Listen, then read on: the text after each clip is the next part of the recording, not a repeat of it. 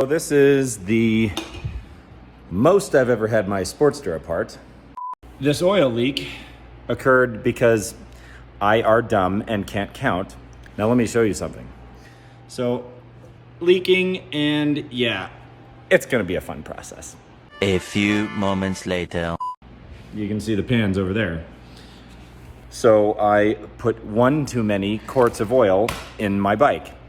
And when you do that, it seals off certain vent hoses and stuff and, science and shit. And it doesn't work. And then it does things like overpressure stuff.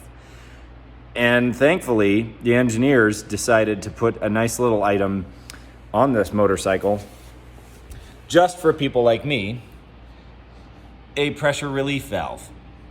So thank God for you guys. Thanks so much. I can just reinstall this tank after cleaning it, and it's not broken.